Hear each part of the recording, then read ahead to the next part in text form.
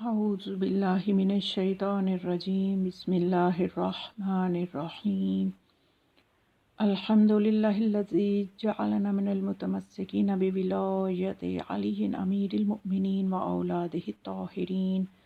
والصلاة والسلام علی سیدنا و نبینا ابی القاسم محمد صلی اللہ علیہ وآلہ وسلم۔ آج میں آپ کے سامنے ایک بہت ہی اہم معاملہ جو کہ استخارہ کے حوالے سے ہے کہ عموماً لوگ اس حوالے سے پریشان رہتے ہیں کہ کس چیز میں استخارہ کریں، کس میں نہ کریں، یا کہاں سے استخارہ کروائیں، کس بندے سے کروائیں، تو کیا استخارہ کروانا بھی چاہیے یا نہیں، شریعت میں اس کی کیا حیثیت ہے، معصومین کیا فرماتے ہیں، ان کی سیرت میں ہمیں استخارہ کے حوالے سے کیا ملتا ہے، اور امام زمان علیہ السلام نے ہمیں کیا طریقہ بتایا ہے استخارہ کرنے کا۔ تو یہ استخارہ جو ہے اس کا لغوی مطلب ہے مشورہ طلب کرنا، لیکن جب ہم اس کو شرعی اصطلاح میں دیکھتے ہیں تو اس کا مطلب ہے کہ خدا سے بھلائی چاہنے کے لیے مشورہ کرنا، یعنی استخارہ کا مطلب ہے مشورہ کرنا۔ تو یہ مشورہ جو ہے یہ اس مشورے کی طرح نہیں ہے کہ جو ہم آپس میں ایک دوسرے سے کرتے ہیں، کہ اس میں جو مشورہ کرنے والا ہوتا ہے اس کا اپنا ایک اختیار اس چیز میں، اس امر میں باقی ہوتا ہے، کہ چاہے وہ جس سے مشورہ لے رہا ہے اس کی بات پہ عمل کرے یا نہ کرے، وہ مشورہ لے لیتے ہیں ہم ایک دوسرے سے، لیکن عمل ہمارے لیے لازم نہیں ہوتا۔ لیکن جب ہم یہ مشورہ خدا جیسی ہستی سے کرتے ہیں، استخارہ کرتے ہیں، تو پھر یہ معاملہ مختلف ہو جاتا ہے۔ پھر یہ اس طرح سے نہیں ہے کہ ہم اب چاہے عمل کریں یا نہ کریں، کیونکہ جب ہم نے خدا سے مشورہ کیا تو پھر عمل لازم ہے، پھر ہمیں اس پہ عمل کرنا چاہیے۔ اب دیکھنا یہ ہے کہ اس میں سب سے اہم چیز جو ہے وہ یہ ہے کہ استخارے سے بھی جو بہتر چیز ہے، جو میں نے اب تک اپنے مطالعہ سے جس نتیجے پہ پہنچی ہوں کہ میں نے استخارہ کے حوالے سے جو میں نے بکس کو دیکھا، قرآن کو دیکھا، معصومین کی سیرت پہ غور کیا، تو یہ چیز سمجھ میں آئی کہ سب سے پہلے ضروری چیز یہ ہے کہ مومن اپنے اندر فراست پیدا کرے، یعنی انسان پہلے تو مومن بنے اور پھر اس کے اندر خود ہی نور فراست آ جاتا ہے کہ اسے معاملات میں پریشان ہی نہیں ہونا پڑتا، اس کو ایسی بصیرت مل جاتی ہے کہ اس بصیرت کی وجہ سے وہ فیصلے کرتا ہے اور وہ بہترین فیصلے ہوتے ہیں۔ اور اگر ان میں کچھ معاملات ایسے ہو جائیں کہ جی فیصلہ کیا نتیجہ اچھا نہ نکلا، تو پھر بھی مومن کے پاس قوت توکل ہوتی ہے کہ اس کا اللہ پہ توکل ہوتا ہے کہ اس میں اللہ کی کوئی مصلحت ہی ایسے ہوگی۔ اور اس کے علاوہ یہ کہ مومن جو فیصلہ کرتا ہے نور فراست سے کرتا ہے، اس کا خدا پہ توکل ہوتا ہے، اور اس کی جو اللہ کی حکمتوں پہ اس کا ایمان ہوتا ہے، مصلحتوں پہ اس کا ایمان ہوتا ہے، تو اس لیے وہ پریشان نہیں ہوتا۔ تو سب سے پہلے ہمیں اپنے اندر بصیرت پیدا کرنی چاہیے، ہمیں خود مومن بننا ہے، یعنی اپنے واجبات کو دیکھیں، اور جو بندہ اپنے واجبات کو سمجھتا ہو، ان کی اہمیت کو سمجھتا ہو، اور اپنا جو خمس دیتا ہو اس کے عبادات درست طریقے سے ہوں، وضو غسل طہارت کے مسائل اس کو پتہ ہوں، اور اس کی قرات جو ہے کچھ اس کے مسائل بھی اس کے درست ہوں، یہ سب چیزیں جب اس کی گرپ میں ہوں گی تو وہ ایک مومن ہے، اور اس کو استخارے کی ضرورت نہیں پڑتی کہ وہ کسی سے کروائے یا خود کرے، اس کے اندر ہی خدا اتنی بصیرت دے دیتا ہے کہ وہ فیصلوں کو کر لیتا ہے۔ تو اب چلیں کوئی بندہ ہے وہ نہیں اس درجے پہ پہنچتا، اس کے اندر یہ قوت فیصلہ نہیں آتی، بصیرت نہیں آتی، تو پھر وہ کیا کرے؟ اس کے لیے پھر یہ ہے کہ بہتر یہ ہے کہ اس کو مشورہ کرنا چاہیے۔ ہماری شریعت تو کہتی ہے کہ مشورہ دیوار سے بھی کر لو اگر کوئی دینے والا نہیں، لیکن کیا ہی اچھی بات ہے کہ ہم معصومین سے کیوں نہ مشورہ کریں۔ لیکن جب معصومین سے بتائے ہوئے طریقوں سے ہم استخارہ کریں گے تو پھر ہمیں اس پہ عمل ضرور کرنا ہے، پھر ہمیں شک نہیں کرنا کہ میں نے تو استخارہ بھی کیا تو یہ کام ایسے کیوں ہو گیا، اس کا نتیجہ اس طرح سے کیوں آیا، کیونکہ وہ نتیجہ ہم ظاہراً دیکھ رہے ہوتے ہیں کہ یہ غلط ہے، کیا پتہ خدا کی مصلحت میں اسی میں ہمارے لیے بہتری ہی ہو۔ جیسا کہ میں ایک واقعہ سے مطلب کو واضح کرتی ہوں کہ ایک شخص تھا، وہ امام جعفر صادق علیہ السلام کی خدمت میں آیا اور آ کے پوچھنے لگا کہ مولا میں نے سفر کا ارادہ کیا ہے، فلاں دن فلاں جگہ پہ جانا ہے، تو آپ مجھے بتائیے کہ میں جاؤں یا نہ جاؤں، استخارہ کر دیں۔ تو مولا نے اس کو منع فرمایا، اپنے علم سے منع فرمایا کہ نہیں آپ سفر پہ نہ جاؤ، لیکن اس نے امام علیہ السلام کی بات کو اہمیت نہ دی کہ اتنا اچھا سفر ہے، اتنے اچھے مجھے اس میں فائدے نظر آ رہے ہیں، پتہ نہیں مولا نے کیوں منع فرمایا ہے۔ وہ پھر بھی چلا گیا، اور جب وہ وہاں گیا، اس کا تجارتی سفر تھا، اس کو بہت منافع ہوا، بہت فائدہ ہوا۔ تو جب واپس لوٹا اتنے سارے فائدے کے ساتھ، تو امام علیہ السلام کی خدمت میں گیا اور جا کے کہنے لگا کہ مولا آپ نے تو مجھے منع فرمایا تھا، اور دیکھیں مجھے تو اس سفر میں، اپنے بزنس میں، اپنی تجارت میں اتنا نفع ہوا ہے، اور آپ نے مجھے منع فرمایا تھا سفر سے۔ تو مولا نے فرمایا کہ دیکھو جب تم اس سفر کے لیے نکلے تھے تو فلاں جگہ پہنچے تھے، اور سفر کی تھکن کی وجہ سے تمہاری فجر کی نماز قضا ہو گئی تھی، اور اس نماز کے قضا ہوئی تھی، تو تم بتاؤ کیا یہ بات درست ہے؟ اس نے کہا ہاں مولا ایسے ہوا تھا کہ میرے سے نماز قضا ہو گئی تھی۔ تو مولا نے فرمایا اس قضا نماز کا جتنا نقصان تمہیں ہوا ہے وہ تمہارے اس فائدے سے کہیں زیادہ ہے، یعنی جس فائدے کو دیکھ کے تم خوش ہو رہے ہو، اور وہ جو تمہارا آخرت میں اتنا بڑا نقصان ہو گیا ہے۔ تو یہ چیز مولا دیکھ رہے تھے۔ تو اس طرح سے خدا وہ جو چیزیں دیکھ رہا ہوتا ہے، کیونکہ بعض اوقات شادی بیاہ کے معاملات میں استخارے کیے جاتے ہیں، بڑے بڑے بزرگ علماء سے بھی استخارہ کروا کے بعض اوقات نتائج جو ہیں اس طرح کے سامنے آتے ہیں کہ انسان پریشان ہوتا ہے کہ میں نے فلاں عالم دین سے استخارہ کروایا تھا، تو یہ تو شادی والا معاملہ ٹھیک نہیں رہا، تو اس عالم دین کو کوسنا شروع ہو جاتے ہیں کہ پتہ نہیں انہوں نے توجہ سے نہیں کیا، یا انہوں نے کیا کیا، ہمیں کیسا مشورہ دے دیا۔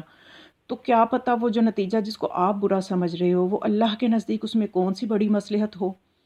ایک یہ چیز، بہرحال یہ بہت گہرائیاں ہیں، اس میں آپ کو زیادہ پریشان نہیں کرنا چاہتی، لیکن اتنا بتانا چاہتی ہوں کہ استخارہ جو ہے جب کر لیں تو پھر اس پہ عمل کریں۔ اور اس میں یہ چیز ہے کہ انسان، اس میں دو طریقے ہیں۔ اگر آپ خود مومن اس درجے کے نہیں ہو کہ آپ کو بصیرت نہیں مل رہی، تو پھر ہمارے پاس روایات میں دو طریقے ہیں، ان پہ عمل کیا جا سکتا ہے۔ ایک تو یہ کہ یہ استخارہ اصل میں طلب خیر کی دعا ہے، یعنی آپ صحیفہ کاملہ کی دعا دیکھیے، دعا نمبر 33، اس میں بہت ساری، یعنی اس میں آپ کو خلاصتاً جو ہے وہ پتہ چل جائے گا کہ کس طرح سے اس میں مولا نے اس کا مطلب کیا بتایا ہے۔ مولا کیا فرماتے ہیں، ہم استخارے کے بارے میں سنیے، یعنی یہ دعا بھی اس کا طریقہ ہے کہ آپ نیت سے جب دعا کرتے ہیں تو یہ بھی استخارے کا ایک طریقہ ہے، کہ اس میں مولا فرماتے ہیں بسم اللہ الرحمن الرحیم، اللہم انی استخیرک بعلمک فصلی علی محمد وآلہ وقض لی بالخیرۃ والہمنا معرفۃ الاختیار واجعل ذلک ذریعۃ الی الرضا بما قضیت لنا والتسلیم لما حکمت فأزح عنا ریب الارتیاب وأیدنا بیقین المخلصین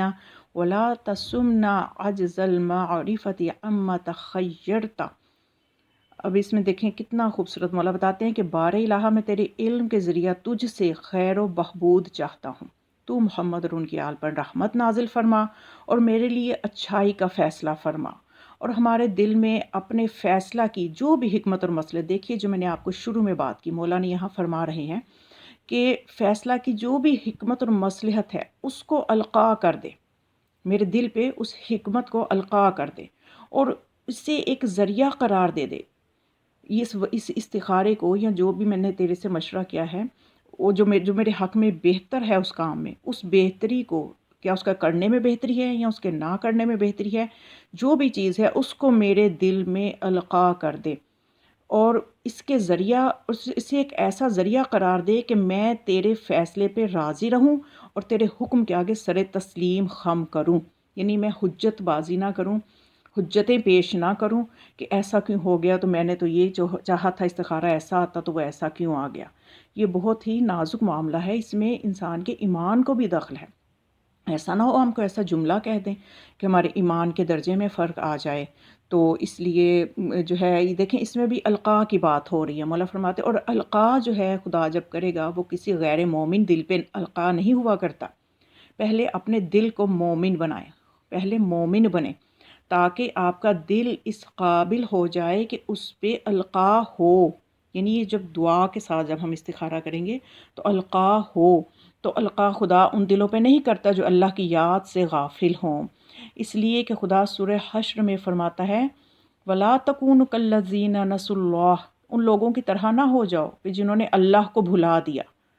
فَأَنسَاهُمْ أَنفُسَهُمْ، اولئک هم الفاسقون۔ تو اگر انہوں نے اللہ کو بھلا دیا تو اللہ نے بھی خدا نے ان کو فراموشی میں مبتلا کر دیا، یعنی وہ خود فراموشی میں، اللہ کو فراموش کرنے کے نتیجے میں وہ ایسی فراموشی میں مبتلا ہو گئے کہ انہیں پتہ ہی نہیں کہ ہم اللہ کو فراموش کیے ہوئے ہیں، یعنی دل پہ اتنا ان کے دل غافل ہیں اور اتنی غفلت میں مبتلا ہیں، تو خدا فرماتا ہے وہی لوگ فاسق ہیں۔ تو وہی بات، اگر آپ نے استخارہ چاہے دعا کی صورت میں کرنا ہے یا تسبیح سے کرنا ہے تو اس میں سب سے پہلے قلب مومن جو ہے وہ ہونا چاہیے، تو پھر خدا بھی اس بندے کو مشورہ القا کرتا ہے۔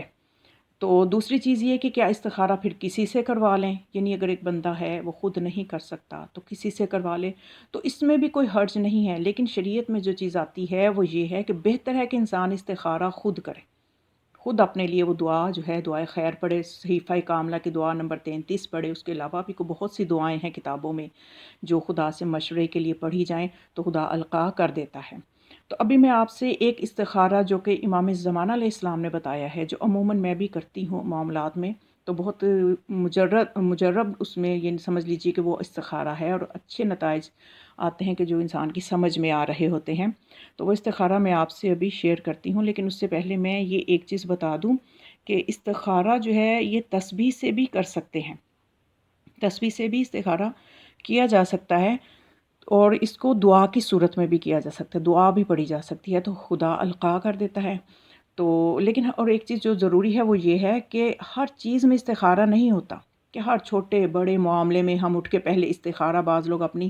ایسی عادت بنا لیتے ہیں، تو یہ ایسی چیزیں بعض اوقات شریعت کے ساتھ مذاق لگتی ہیں، اور وہ خود وہ انسان بھی لوگوں کے مذاق کا ذریعہ بن جاتا ہے، لوگ اس پہ ہنستے ہیں کہ یہ دیکھو جی ہر کام میں استخارہ، اور پھر جب نتائج آئیں گے، ان کے معاملات جب سمجھ میں نہیں آئیں گے تو پھر دنیا ہنستی ہے کہ دیکھو اس نے تو استخارہ کر کے یہ کام کیا تھا تو آج یہ پریشان بھی ہے۔ تو اس طرح نہیں، بہت کوئی ایسا کام کہ جہاں پہ آپ کی عقل کام نہیں کر رہی تو وہاں پہ استخارہ کرنا چاہیے،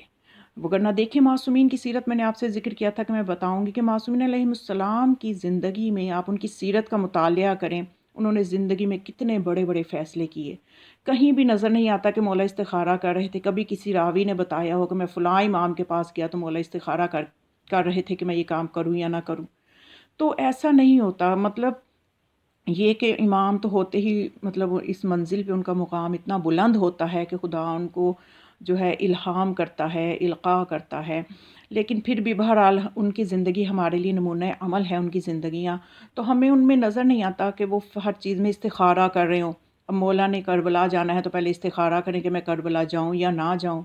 تو یا اس طرح کے، اور ہم تو زندگی کے چھوٹے چھوٹے معاملات میں استخارہ ہی لے کے بیٹھ جاتے ہیں، بعض اوقات کے پھر پریشان بھی ہوتے ہیں، تو یہ یا شادی بیاہ کا معاملہ ہے تو اس میں بھی استخارہ لازم نہیں ہے، کہ اگر رشتہ اچھا ہے، لڑکی اچھی ہے، لڑکا اچھا ہے، تو پھر فیصلہ کر دینا چاہیے، آپ کو دینداری نظر آ رہی ہے۔ دیکھیں اس میں ہمیں شریعت کیا کہہ رہی ہے کہ جب آپ شادی بیاہ کے معاملات میں، رشتے کی صورت میں آپ نے استخارہ نہیں کرنا، کہیں کوئی روایت مجھے نظر نہیں آئی، البتہ ایسی بہت سی روایات نظر آئیں کہ جس میں یہ فرمایا معصومین علیہ السلام نے کہ اگر لڑکی دیکھو تو دیندار دیکھو، لڑکا دیکھو تو دیندار دیکھو، اور دنیا دیکھ کے کبھی شادی نہ کرو، دین کی بنا پہ کرو تو دنیا بھی مل جائے گی، اور اگر دنیا دیکھ کے رشتے کرو گے تو دین بھی نہیں رہے گا، دنیا بھی نہیں ملے گی۔ اب یہ فیصلہ ہمارا اپنا ہے، خدا نے تو کہہ دیا ہے کہ اس نے رستہ دکھا دیا، ہدینہ السبیل اما شاکرا و اما کفورا، کہ اس نے تو دونوں رستے دکھائے ہیں، آپ جو سا مرضی اختیار کریں، چاہے ہدایت کا اختیار کریں تو چاہے ناشکری کا کریں۔ تو بہرحال یہ ایک خلاصتاً میں نے آپ کے سامنے کچھ بیان کیا۔ اب کچھ معاملات ایسے ہوتے ہیں کہ انسان خود فیصلہ نہیں کر پاتا، معاملہ بھی بہت اہم ہے، تو پھر اس میں دعا بھی آپ نہیں اگر پڑھ رہے استخارہ کی کہ مجھے القاء نہیں ہو پائے گا، یا استخارہ تسبیح سے کرنا ہے، تو اس میں بھی راستہ موجود ہے، حرج کوئی نہیں ہے، لیکن یہ دیکھنا چاہیے کہ ہر وقت اس کو عادت نہیں بنانا، ضرورت ہے استخارہ، لیکن جب اس کی ضرورت آپ کو محسوس ہو رہی ہو۔ تو میں آپ کو آج ایک بہت خوبصورت استخارہ ہدیہ کرتی ہوں، یہ ایک کتاب ہے صحیفہ مہدیہ، بہت ہی زیادہ مستند معتبر کتاب ہے، اس میں لکھا ہوا ہے کہ ایک قدیمی کتاب میں ایک استخارہ ہے، اس کتاب میں ایک قدیمی کتاب کے ریفرنس سے استخارہ لکھا ہوا ہے جو امام عصر عجل اللہ تعالی فرجہ الشریف کی طرف منسوب ہے، کہ امام زمان علیہ السلام نے فرمایا کہ جب کسی کام میں تم سے کوئی فیصلہ نہ ہو پائے تو تم استخارہ اس طرح سے کرو کہ پہلے سورہ حمد کو اس آیت اہدنا الصراط المستقیم یہاں تک پڑھے. سورہ الحمد کو جب اس آیت پہ پہنچے تو رک جائیں، 3 مرتبہ درود پڑھیں محمد وآل محمد علیہ السلام پر، اور پھر 3 مرتبہ یہ کلمہ کہیں یا من یعلم اہدی من لا یعلم، کہ اے وہ خدا جو جانتا ہے ہدایت کر اس کی جو نہیں جانتا، وہ بندہ جو کچھ نہیں جانتا اس کی تو ہدایت کر. یہ دعا 3 مرتبہ پڑھے. یا من یعلم اہدی من لا یعلم. پھر تسبیح کے دانہ کو پکڑیں اور 2 کر کے شمار کریں. اگر 1 دانہ بچے تو بہتر ہے کام، اس کو انجام دیں. اگر 2 دانے بچیں تو انجام نہ دیں. اب اس استخارے کی خوبصورتی یہ ہے کہ اس میں وضاحت بتائی ہے آگے جا کے کہ کسی عمل کی خیر و خوبی کو اگر آپ نے دیکھنا ہے کہ اگر انجام دینا ہے تو کس حد تک بہترین ہے انجام دینا، یا منع کرنا ہے تو کس شدت سے منع کرنا ہے، اس کی کیٹیگریز ہیں. تو اس میں یہ ہے کہ اگر عمل کی خوبی یا بدی کو جاننا چاہتے ہیں تو دوبارہ استخارہ کریں اور عمل کے ترک کی نیت کریں. یعنی پہلی مرتبہ آپ نے عمل کے انجام دینے کی نیت کی کہ کیا میں سفر پہ چلی جاؤں یا چلا جاؤں، تو آپ کا استخارہ آیا کہ ہاں چلے جائیں. اور دوبارہ آپ نے پھر جب اس کی بدی اور خوبی کو جاننا ہے کہ کس کیٹیگری کا یہ ہے کہ میں جاؤں، تو واقعاً کس کیٹیگری کا یہ استخارہ ہے، تو آپ نے پھر اس کے ترک کی نیت سے استخارہ کرنا ہے کہ میں سفر پہ نہ جاؤں. اور نہ جاؤں کی صورت میں آپ کا رزلٹ آتا ہے کہ آپ کو ترک کا نتیجہ آتا ہے کہ نہ جائیں، یعنی منع کا نتیجہ آتا ہے. ترک کرنے کی نیت پہ منع کا نتیجہ آتا ہے کہ ہاں منع ہو جائیں. تو اس کا مطلب کہ اس کام کو انجام دینا بہت بہتر ہے، کیونکہ جب آپ نے ارادہ جانے کا کیا تو ہاں میں آیا کہ ہاں آپ جائیں، اور جب نہ جانے کا کیا تو اس نہ جانے والے کے عمل کو ترک کیا گیا، منع کیا گیا، روکا گیا نہ کہ نہ جانے والی چیز سے رک جائیں، یعنی جائیں، ضرور جائیں. اس کا مطلب اس کام یہ سپر ڈگری نتیجہ ہے کہ آپ نے ضرور اس کام کو انجام دینا ہے، اس کا نتیجہ